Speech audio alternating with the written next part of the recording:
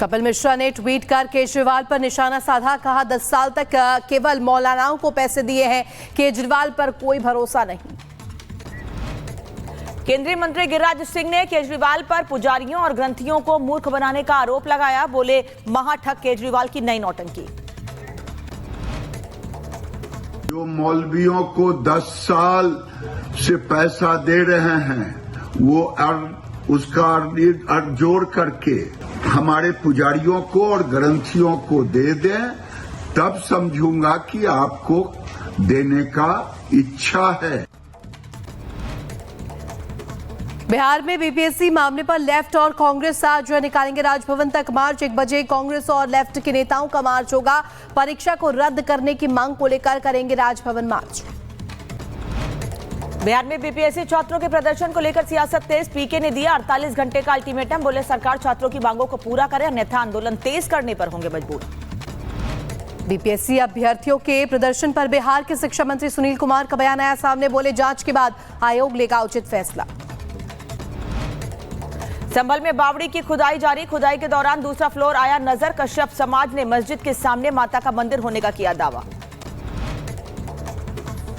उत्तर प्रदेश के मुरादाबाद में गौरी शंकर मंदिर का होगा कायाकल्प, नगर निगम करेगा मंदिर का सौंदर्यीकरण। 44 साल बाद गौरी शंकर मंदिर का दरवाजा खुला है, खंडित मिली शिव परिवार की मूर्तियां। जम्मू कश्मीर में आतंकियों के मददगारों पर कार्रवाई, बसंतगढ़ से आतंकियों का मददगार गिरफ्तार, सीमा पार के आतंकियों के संपर्क में था कासिम। दिल्ली में 12 बांग्लादेशी घुसपैठियों पर कसा पुलिस का शिकंजा, निजामुद्दीन और दूसरे इलाकों में से किए गए गिरफ्तार, डिटेंशन कैंप में भेजे गए। मणिपुर में हथियार और गोला बारूद का जखीरा बरामद, अमेरिका में बनी M16 राइफल, 2 असॉल्ट राइफल समेत लातोड़ बम मिला, मामले की जांच जारी। राजस्थान के जोधपुर में पुलिस ने ड्रग्स की बड़ी खेप जब्त की है, 5 क्विंटल ड्रग्स के साथ 2 आरोपी गिरफ्तार किए गए। गाजियाबाद के मुराद नगर में पुलिस ने ठगी करने वाले 5 आरोपियों को गिरफ्तार किया है। सोने के सिक्के बेचने के बहाने की थी 9 लाख की ठगी, आरोपियों के पास से 2,45,000 रुपए नगद बरामद। उत्तर प्रदेश के मैनपुरी में गहने खरीदने के बहाने चोरी की वारदात आई सामने, 2 लाख से ज्यादा के गहने लेकर फरार हुआ युवक, पूरी घटना कैमरे में कैद। उत्तर प्रदेश के मिर्जापुर में 1 कुंतल गांजे के साथ तस्कर गिरफ्तार, गाड़ी में छिपाकर ले जाया जा रहा था गांजा, 50 लाख बताई जा रही कीमत। यूपी के मऊ में पुलिस ने शातिर एटीएम चोरों को किया गिरफ्तार, पुलिस ने 132 एटीएम के साथ कार भी बरामद की है। उत्तर प्रदेश के झांसी में चोरी के शक में युवक की पिटाई, होटल संचालक पर शक होने पर ली गई युवक की तलाशी, जांच के दौरान निकली पीतल की मूर्तियां।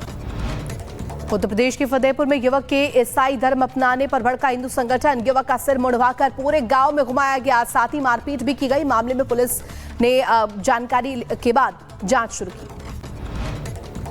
जम्मू कश्मीर के डोडा में आग का तांडव, मरमट इलाके में एक घर में लगी आग, लाखों का सामान जलकर राख। महाराष्ट्र के जालना में क्रिकेट मैच के दौरान खिलाड़ी को आया हार्ट अटैक, कुछ ही सेकंड में पिच पर ही तोड़ा दम, घटना का वीडियो भी सामने आया।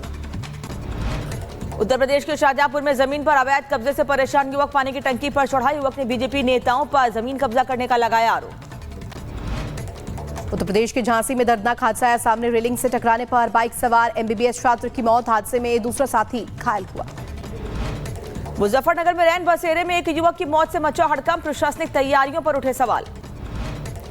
राजधानी दिल्ली में भी बड़ा शीतलहर और कोहरे का अटैक, इंडिया गेट से तस्वीरें भी सामने आई। राजस्थान में बड़ा शीतलहर का प्रकोप, घने कोहरे के बीच विजिबिलिटी हुई कम, तस्वीरें सामने आई। भुवनेश्वर में ठंड की वजह से कई इलाकों में छाया कोहरा, राहगीरों को करना पड़ रहा है परेशानियों का सामना, लोगों का हुआ बुरा हाल। चंडीगढ़ में भी शीतलहर से बुरा हाल, कई इलाकों में माइनस तक पहुंचा तापमान, ठंड से बढ़ी लोगों की ठिठुरन।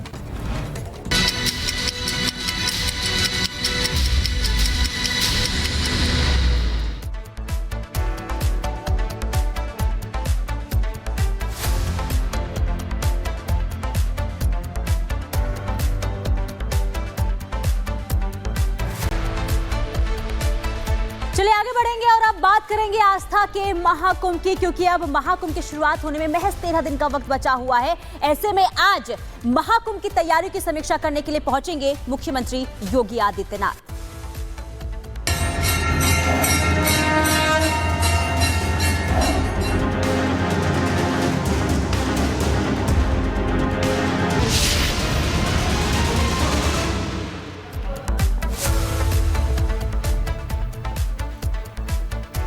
और महाकुंभ से पहले मुख्यमंत्री योगी आदित्यनाथ लगातार प्रयागराज का दौरा कर रहे हैं। आज एक बार फिर मुख्यमंत्री योगी आदित्यनाथ प्रयागराज पहुंचने वाले हैं। आप तैयारियों को नजदीक से देखेंगे।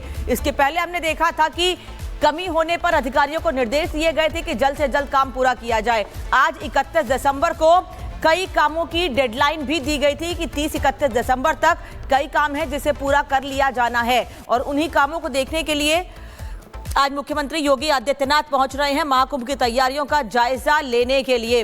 मुख्यमंत्री थोड़ी देर में आज यहां पहुंचने वाले हैं। बता दें आपको कि पिछले 1 महीने में मुख्यमंत्री कई बार प्रयागराज पहुंच चुके हैं दौरा करने के लिए।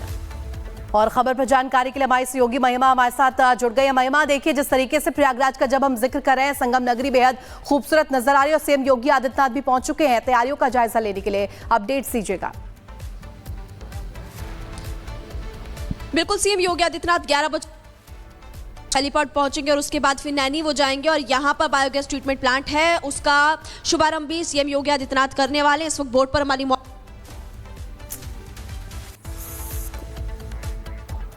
तो देखिए लगातार जो तस्वीरें हैं वो सामने आ रही है। हमारे सहयोगी भी लगातार तस्वीरें दिखा रही है। वहीं देखिए महाकुंभ की हर तस्वीर रिपब्लिक भारत पर हम दिखा रहे हैं। तैयारियां किस तरीके से की गई है, सुरक्षा के लिहाज से क्या कुछ किया गया है। कुंभ की नगरी में सीएम योगी आदित्यनाथ का आगमन होने वाला। तो देखिए महाकुंभ की तैयारियों का जायजा वो लेते हुए नजर आएंगे और इसके बाद महाकुंभ की तैयारियों का जायजे लेने के साथ साथ सीएम योगी पहले आपको बता दें कि समीक्षा बैठक भी करेंगे। इसके बाद अफसरों के साथ बैठक के जरिए तमाम जो सुरक्षा के इंतजाम है उनको भी परखते हुए नजर आएंगे। पिछले 1 महीने में योगी आदित्यनाथ का ये 5वां दौरा हो जाएगा और योगी आज प्रयागराज के नैनी में बायो सीएनजी प्लांट का उद्घाटन भी करेंगे। इसके बाद इरावत घाट, संगम घाट भी पहुंचेंगे। तो महाकुंभ शुरू होने में 13 दिन का वक्त अब बच गया है, यानी कि 13 जनवरी 2025 से महाकुंभ की शुरुआत हो जाएगी। शाही स्नान की शुरुआत हो जाएगी और उससे पहले मुख्यमंत्री योगी आदित्यनाथ लगातार प्रयागराज पहुंच रहे हैं और लगातार तैयारियों का जायजा लेते हुए नजर आ रहे हैं। और यही वजह है कि 1 महीने में 5वीं बार मुख्यमंत्री योगी आदित्यनाथ आज प्रयागराज पहुंच रहे हैं। यहां नैनी में बायो सीएनजी प्लांट का वो उद्घाटन करेंगे। इसके अलावा गंगा सेतु के पास स्टील ब्रिज का भी वो निरीक्षण करते हुए नजर आएंगे। जानेंगे कि अब तैयारियां कहां तक पहुंची है। तो देखिए दिव्य, भव्य और विहंगम महाकुंभ की तैयारियां तो हो ही चुकी है। सीएम योगी आदित्यनाथ भी पहुंचेंगे और ऐसे में तैयारियां किस तरीके से खूबसूरत की जा रही है संगम नगरी में और इस वक्त क्या कुछ नजारा है आपको रिपोर्ट के जरिए दिखाते हैं।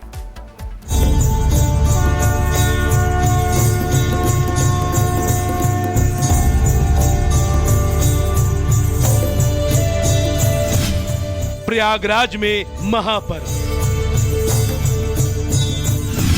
सनातन का गर्व,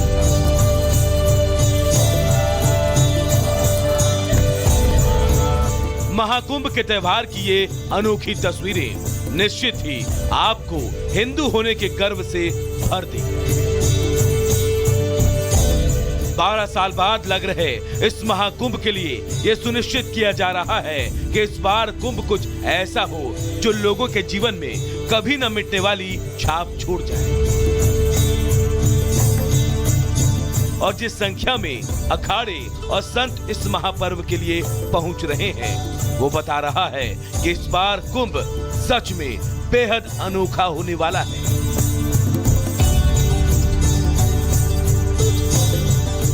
सोमवार को पंचायती अखाड़ा श्री निरंजनी की कर्म ध्वजा विधि विधान से स्थापित होने के साथ अखाड़े में महाकुंभ का आगाज हो गया।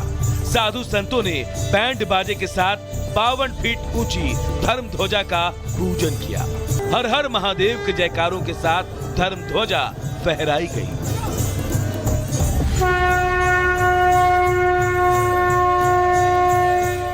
कार्यक्रम में सभी 13 अखाड़ों के प्रतिनिधि और मेला पुलिस प्रशासन के अधिकारी शामिल रहे। इस दौरान ड्रोन से निगरानी की गई।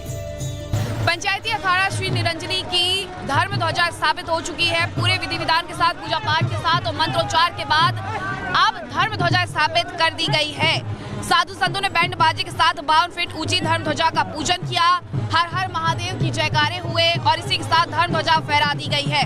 इसमें 13 अखाड़ों के सभी प्रतिनिधि भी शामिल होते हैं और इसी के साथ पूजा पाठ भी किया जाता है। चरण पादुका भी इसके बाद मंदिर प्रांगण में स्थापित कर दी जाएंगी, लेकिन अभी आपको दिखा रहे हैं यहाँ साधु संत भी मौजूद हैं और धर्म ध्वजा स्थापना कार्यक्रम में शामिल हुए हैं। वहीं इससे ठीक कुछ दूरी पर तैयार हो रहा 108 फीट का काशी विश्वनाथ मंदिर का मॉडल भी सभी का ध्यान अपनी ओर खींच रहा है। पप्पू गौतम जो कि प्रबंधक है, उन्होंने रिपब्लिक भारत से खास बातचीत की और इस पूरे मॉडल के बारे में विस्तार से जानकारी दी। 12 ज्योतिर्लिंग है, 12 ज्योतिर्लिंग से स्पर्श करके वहाँ की जितने नदियाँ सबको जल से वो करके मंत्रोच्चार से करके तब वो यहाँ की शिवलिंग रखी जा रही है। तो वो बहुत ही महत्वपूर्ण शिवलिंग 12 ज्योतिर्लिंग का यहाँ से आशीर्वाद मिलेगा। पहले भी यहाँ ये था धर्मशंक में ही, तो जगन्नाथपुरी की थीम बनाई गई थी। इस बार एक नया प्रयोग महाराज जी द्वारा सोचा गया कि इसको हम यहीं जितने श्रद्धालु हैं जो 12 ज्योतिर्लिंग नहीं दर्शन किए, 12 ज्योतिर्लिंग का दर्शन एक जगह से कर लें। महाकुंभ में आने वाले श्रद्धालु न केवल देश से आते हैं बल्कि विदेशों से भी आते हैं जो सनातन के बारे में जानते हैं। और इसी के साथ कई अखाड़ों में कुंभ के दौरान योग भी कराया जाएगा। दीप्ति योगेश्वर जो कि योग गुरु हैं, फिलहाल आदि योगेश्वर योग अभ्यास केंद्र चलाती हैं।